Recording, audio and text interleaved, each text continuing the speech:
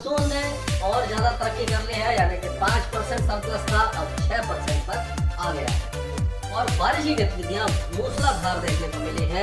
हमने देखा कि कल गोंडिया में भारी बारिश हुई, नागपुर में भारी बारिश हुई और उसी तरह से जो महाराष्ट्र के कई भागों के साथ साथ गुजरात में और दक्षिणी राजस्थान में अच्छी बारिश देखने को मिली। गंगे पश्चिम बंगाल, छत्तीसगढ़ के कुछ इलाके, कर्नाटका और उड़ीसा, ये सब इलाकों में बहुत अच्छी बारिश देखने को मिली।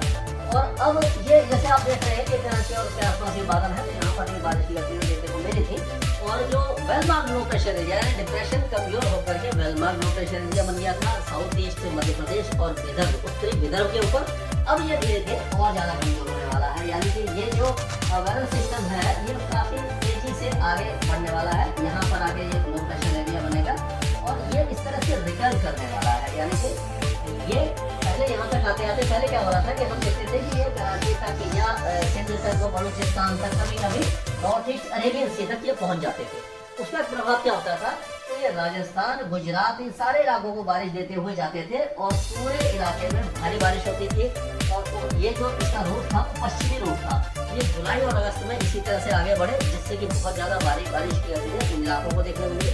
और जैसे बाड़मेर में कई हमारे मित्रों ने वीडियो भेजे हैं फसलों के, जो फसलों को बहुत ज्यादा नुकसान हुआ है, बाजरा वगैरह, क्योंकि काफी ऊंचे वो फसल के जो पौधे थे काफी ऊंचे हो गए थे और जब तेज बारिश और हवाएं चलती हैं तो वो बैठ जाते हैं, तो काफी ज्यादा नुकसान हुआ है। ये बहुत बदकिस्मती की बात है कि जहाँ पर अब क्योंकि बाड़मेर वगैरह में और जैसलमेर वगैरह में सितंबर आते आते, यानी कि मिड सितंबर आते आते बारिश करती है ना के बराबर होती है। लेकिन इस सीजन में अगर बारिश होती है, यानी फसल जब कटाई पर आ जाती है या पकने पर होती है, उस समय अगर तेज बारिश या हवाएं चलती है तो फसल बैठ जाती है और नुकसान होता है। और दूसरी तरफ जो सोयाबीन की फसल है, वो नीमच वगैरह के जो हमारे भाई हैं वो लगातार बता रहे हैं कि वहाँ पर सोयाबीन की फसल पूरे सूखने के कगार पर है। लेकिन आप चिंता न करें, हालांकि बहुत ज्यादा इसमें मैं राहत आपको नहीं नहीं दे पाऊंगा, लेकिन अब क्या है कि आज से हमें उम्मीद है कि बारिश की गतिविधियां, जैसे हमने देखा था धार, कांडवा, ये खरगोन वगैरह, कांडवा वगैरह में भारी बारिश हुई थी। तो अब जो बारिश की गतिविधियां हैं वो धीरे धीरे और गौर से होंगी, क्योंकि जिस तरह से ये सिस्टम जा रहा है तो ऐसा लग रहा है कि यहाँ से इस तरह से टर्न लेगा, क्योंकि जो पश्चिमी हवा है इसको रोकना शुरू कर देंगे। पहले क्या होगा, यहाँ तक पहुंच जाता था, लेकिन अब जब पश्चिमी हवा आगे हो जाएगी तो ये इधर से आ रहा है सिस्टम, और अगर वो हवाएं बहुत ज्यादा तेज है तो इसको रोक देंगी और वो इसको इधर मोड़ देंगी। इसीलिए ये इस तरह से होने के कगार पे हमें दिखाई दे रहा है। तो शुरुआत करते हैं उत्तर भारत से। तो जम्मू कश्मीर, गिलगित बाल्टिस्तान, मुजफ्फराबाद और लद्दाख, इन इलाकों में हल्की से मध्यम बारिश की गतिविधियां ही देखने को मिलेंगी। जम्मू डिवीजन में कुछ इलाकों में तेज बारिश हो सकती है। हिमाचल प्रदेश और उत्तराखंड में भी कुछ इलाकों में भारी बारिश हो सकती है, खास करके उत्तराखंड के कई इलाकों में मूसलाधार बारिश की संभावना हमें दिखा रही है। तो अगले 3-4 दिनों या 5 दिनों तक रहेगी। अब पंजाब, हरियाणा, दिल्ली, ये जो इलाके लगभग कुछ रहेंगे, बादल आते जाते रहेंगे, हल्की फुल्की बरसातें कहीं पड़ गई तो पड़ गई। लेकिन 14 तारीख से दिल्ली में बारिश शुरू हो सकती है, जो 16 तारीख तक रह सकती है। तो पहले क्या लग रहा था कि ये हरियाणा के आसपास से जाएगा और ये दिल्ली और हरियाणा को काफी भारी बारिश देगा 15 सितंबर के आसपास, लेकिन अब ऐसा लग रहा है कि ये और ज्यादा टर्न करेगा और पश्चिमी उत्तर प्रदेश में भारी बारिश देगा। तो हम कह सकते हैं कि आगरा, अलीगढ़, हाथरस, मथुरा, एटा, मैनपुरी, फिरोजाबाद, ये जो इलाके हैं, बुंदेलखंड, ये सारे इलाकों में अच्छी बारिश की संभावना है 15, 16, 17 तारीख के आसपास में। और पूरा उत्तर प्रदेश बारिश की गतिविधियां बहुत अच्छी देखने वाला है। ये काफी अच्छी बात है कि बिहार में बारिश की गतिविधियां हमने देखा कल काफी अच्छी हुई थी, परसों हुई थी। और बिहार, झारखंड, पश्चिम बंगाल, खास करके पश्चिम बंगाल की बात करें तो गर्म पश्चिम बंगाल, यानी कि आधे से ज्यादा पश्चिम बंगाल भारी बारिश देखने वाला है अगले 24 घंटों तक। उसके बाद भी हल्की बल्कि बारिश रहेगी।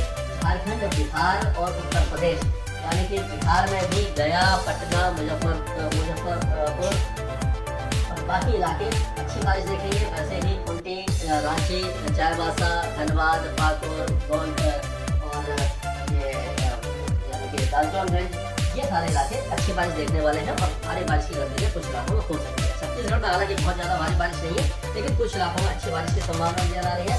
उड़ीसा में भी बारिश की गतिविधियां धीरे धीरे कम हो जाएंगी, लेकिन हल्के से मध्यम बारिश की गतिविधियां रहेंगी। और विदर्भ में भी बारिश थोड़ी सी कम हो जाएगी, क्योंकि ये वाला सिस्टम आगे निकल जाएगा।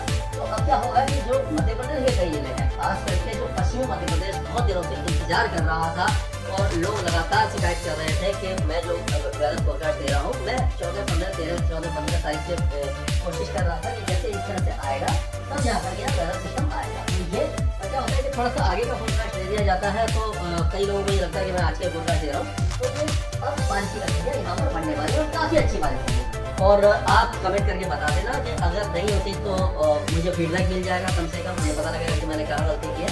और मुझे यही लग रही है कि अभी नीमच है, बारिश अच्छी होगी। जो नीमच के भाई लोग हैं जो बता रहे हैं कि सूखा है तो वहाँ पर बारिश हो सकती है। उसी तरह उज्जैन, रतलाम, धार, खांडवा, खरगोन, बैतूल, होशंगाबाद, इंदौर, भोपाल, देवास, सिवनी, ये सारे इलाके, शिवपुरी, शाजापुर, ये जो इलाके हैं ये भी बहुत अच्छी बारिश देखेंगे। अलीराज, बरवानी, जमुआ, ये सारे इलाकों में अच्छी बारिश की संभावना हमें नजर आ रही है।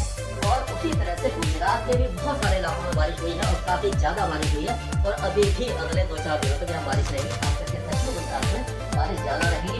राजस्थान के भी कई इलाके यानी कि बाड़मेर से लेकर के पलौदी, सिरोही, पाली, डूंगरपुर, राजसमंद, भीलवाड़ा, झालावाड़, ये सारे इलाके बारिश की गतिविधियाँ ठीक ठाक देखेंगे।